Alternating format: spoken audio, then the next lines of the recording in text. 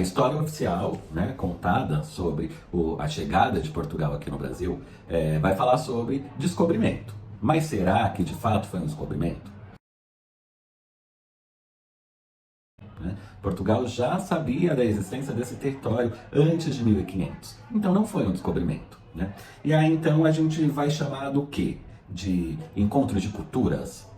Encontro de culturas também não é, né, o nome mais adequado. Isso porque não houve um encontro, não houve uma troca, né, e sim a aniquilação de uma cultura, né. Então, outras palavras podem ser sugeridas, né, como encobrimento, invenção, mas, assim, o que importa agora não é o nome que vai ser dado.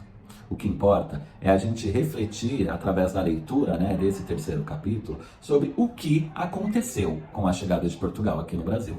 O capítulo 2 vem com o tema Nesta Terra Tinha Gente. Bom, esse capítulo ele vai fazer uma reflexão sobre como a história das culturas indígenas e do Brasil foi nos ensinada, né? Como essa história foi contada. Dentro aí, né, da história oficial, né, baseada na versão europeia, nós aprendemos aí que o Brasil ele foi descoberto por Portugal no ano de 1500, né? Então houve aí um descobrimento, né, do nosso território, né? Com a chegada de Portugal no Brasil, né, eles trouxeram então o modo, né, de vida deles lá em Portugal, que entrou em conflito, né, com o modo de vida dos povos indígenas aqui, né, no nosso território, aqui no Brasil, né. Então a gente pode pensar, por exemplo, né, na organização política de Portugal, né, que era uma sociedade piramidal, né, então existiam ali cargos, né, dentro dessa sociedade, né, como os reis, enfim, né, e era uma sociedade também estratificada, então eles já conheciam esse modelo de estratificação, né, da sociedade.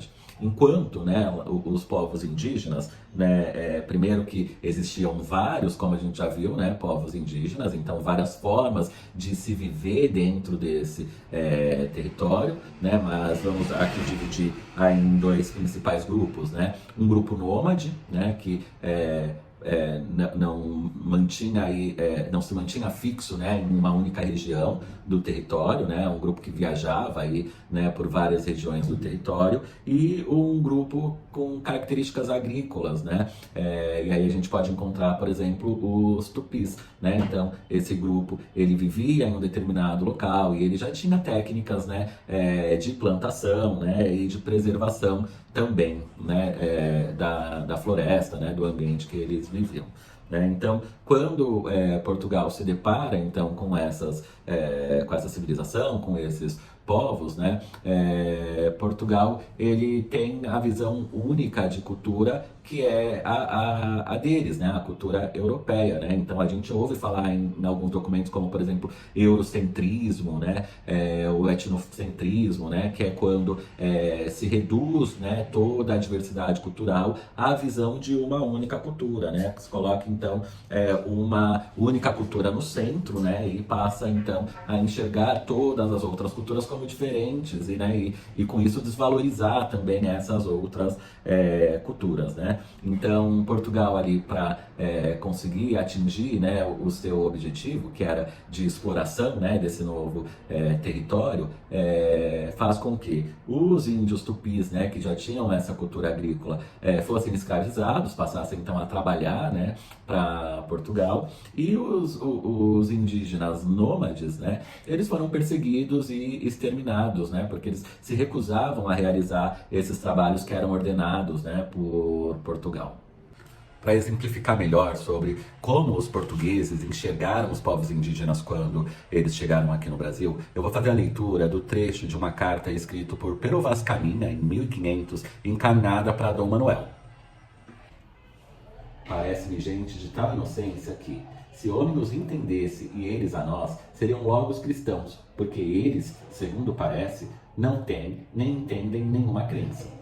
Portanto, se os degredados que aqui hão de ficar aprenderem bem a sua fala e os entenderem, não duvido que eles, segundo a santa intenção de Vossa Alteza, se hão de fazer cristãos e crer em nossa santa fé, a qual preza a nosso Senhor, que os traga, porque certo, esta gente é boa e de boa simplicidade.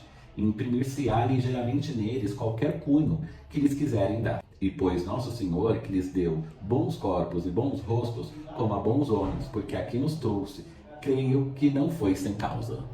Aproveitando, quero trazer aqui o trecho de um outro texto, este escrito em 1576, por Pero Gândavo. A língua que usam toda pela costa é uma, carece de 3 letras, convém a saber. Não se acha nela F, nem L, nem R, coisa digna de espanto, porque assim não tem fé, nem lei, nem rei, e desta maneira vivem desordenadamente sem terem, além disto, conta, nem peso, nem medido.